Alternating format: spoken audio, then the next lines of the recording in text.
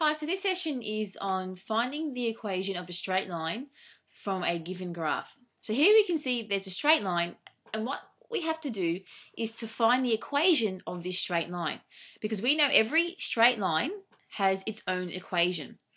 Now, to do this, we have to just revise on the form of a straight line, or the form of a linear equation. Now, just to recap, or in case you weren't in class when we did this, this here, y equals mx plus c, is a linear equation, and any linear equation can be written in this form. And the reason why we want our equation to be in this form is because y and x refers to the y-axis and the x-axis. So in our equation, y and x will just be there, but the m and the c are numbers. And if we know what those numbers are, they tell us something. Okay, and the m is a symbol we use for the gradient. And the c is a symbol we use for the y-intercept. So looking at this equation, if it was in this form, we could straight away see the gradient, and we could see the rise and run, and we could straight away see the y-intercept. So let's look at an equation. So if we have, for example, y equals 2 over 5, and then we've got x plus 3. So I'll just write this again down here, y equals mx plus c. Now, if the question asks us, state the gradient, so tell us what is the gradient, and remember we use m for the gradient, and what is the y-intercept, and from the y-intercept we are going to use c. Now, the gradient is the coefficient, the number in front of the x, and what do you see? The gradient is a positive 2 over 5, and that's it. And the y-intercept is a positive 3. And that's all we have to do. And it's really important that we can actually use this now to do a rough sketch of our straight line. Because we know the gradient is positive, and we know a positive gradient, it goes up the hill. A negative gradient, it goes down the hill. Okay? Just remember that. So on our graph, if I drew a quick sketch, I can picture, by looking at this equation, I can picture what my line will look like. It's got a positive gradient, so I'm going up the hill, and it has a y-intercept of positive 3. And remember, y-intercept means where the line cuts through the y-axis. So the y-intercept will be, if that's 3 there, it will be passing through that point. So as a quick sketch, there it is. Okay, that's what my straight line will look like based on the information given to me from this equation here. And this equation was in the form of y equals mx plus c. And that's it. I haven't found anything else. I can't see what the x-intercept is. Remember, a straight line can have a y-intercept where it cuts through the y-axis, and it can have an x-intercept where it cuts through the x-axis. But this equation here, in this form, unfortunately, we can't see the x-intercept. There's another way we can find that. All we can see is the gradient. It's a positive. It's got a rise of 2 and a run of 5. And the y-intercept is a positive 3. And there's my rough sketch. Let's try another equation. So for these two equations, can you please state the gradient for each one and the y-intercept for each one? Do it first, and then let's see if you get the right answer. So for the gradient, okay, look at the coefficient of x, the number in front of x. I can see it's a negative gradient, and it's a negative 2. The y-intercept is c, and it's positive 1. For this one, you notice there's no number visible, but we know there's really an invisible 1. So the gradient for this equation, the gradient is a positive 1. The y-intercept is c, which is a negative 6. And that's it. And now what I want you to do is to do a rough sketch, draw a quick sketch of what this line will look like based on the information given to us. So if you're not sure, draw a set of axes quickly, y and x.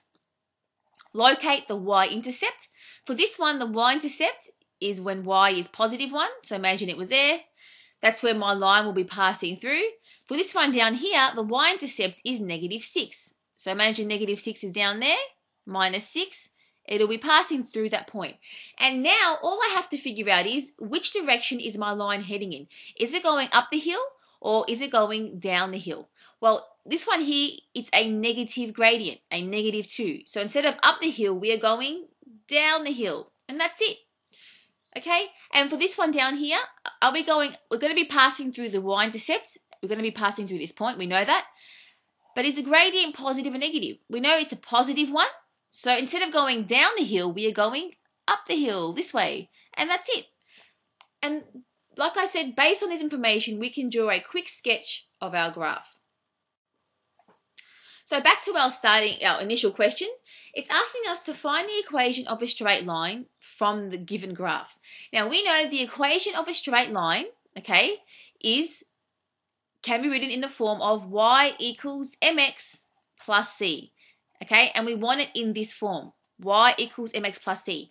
Any linear equation can be rearranged into this form, and you can watch a challenge video on the challenge section if you want to know what to do and what I mean by that.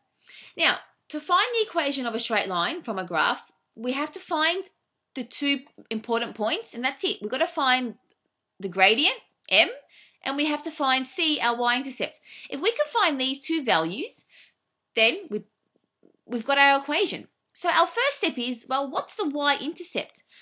You can clearly see the y-intercept. Where does the line cut through the y-axis? It cuts through just here. That's the y-intercept. So c, just by looking at the graph, c is -3. Done. We have found c, and now we have to find m. Find our gradient. And if you remember how to calculate the gradient, you got to pick 2 points from the line. They must be 2 points from the line.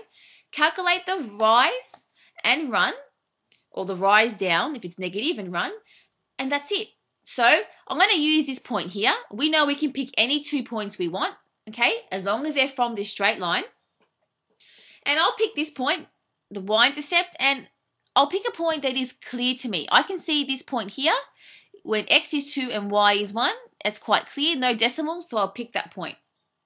And now all we have to do is, remember, calculating the gradient. Is our gradient up the hill or down the hill? Is it positive or negative? We can see we're going up the hill, not down the hill. So it's a positive gradient. That's our first step. So our first step is m is positive. And now calculate the rise and run. So from this point to that point, we have to rise up a certain amount of units. Let's go. So 1, 2, 3, 4. There we are. There's a rise of 4. Now we haven't reached this point yet. We're on the same level. Look at the x-axis now for our run and move across 1, 2. And we reached it. And there's our gradient. The gradient is, well, what's 4 divided by 2? It's 2. And there it is. And now we found the gradient. It's a positive 2. We found the y-intercept just by looking at the graph. Now write your final equation for this line. The equation of this line is so y equals, instead of mx now, we put 2x. And instead of plus c, we know c is -3. So put -3. And we're done. This equation is the equation for this straight line. And if you had to draw this equation, you could use a table of values to draw this straight line. So now you've done the opposite thing. Instead of drawing the line, you have now found the equation of this line just by looking at it. So here's our next graph, and the question is asking us find or state the equation of this straight line. Okay, so now we know our first step is a straight line can be written in the form of y equals mx plus c. And all we have to do is find the gradient, find the y-intercept, and we're done. So let's do our first step. Where is the y-intercept? Where is the line cutting through the y-axis? We can see it's right over here, okay? And looking at our scale, this point here would be +4, because 4, 3, 2, 1, 0, okay? And so C is a +4. Done. The next part we have to find is our gradient, and we've found our equation.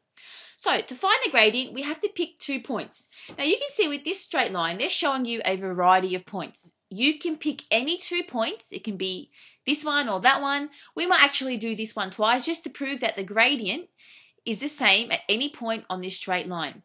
And we can use any 2 points. Because remember, what we mean by gradient, gradient means the steepness or the slope of a line. And we can see the steepness never ever changes. If I was climbing up just say, if I was going down, because it's going down the hill. If I was going down this hill, I wouldn't be getting, it'll be the same steepness. I won't feel it more steeper up here than down here. It'll be the same.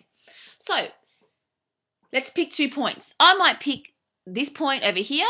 You can pick any 2 points and do it first. And this point, let's see. I can use the y-intercept. There it is. So I'm going to pick these 2 points and calculate the gradient. Now, our first step when calculating the gradient, so we're going to calculate the gradient, is are we going up the hill? Are we going up the hill or are we going down the hill? Remember, up the hill, we're starting from left and then going down. So this is going down the hill. So it's a negative gradient. That's our first step. And now to calculate the gradient, we know the gradient is rise, but this is really rising down. But we've taken care of that because we know it's negative over run, where we look at the x-axis. So for our rise, looking at the y-axis, now every grid line is 1 unit. Be very careful because sometimes they might skip a line and the units might be bigger. All right, so let's go. We're rising, we're going down because our gradient is negative. You ready? From this point to that point, how many units am I going down? Whoop. And 1, 2, 3, 4. I'm at the same level. So my rise or my rise down so far is 4 over. And to get to this point here, I go across, looking at my x-axis. Yep, it's every unit. So 1 and 2. So my gradient is 4 divided by 2. It's a negative. 4 divided by 2 is 2. And there's my gradient. It's a negative 2.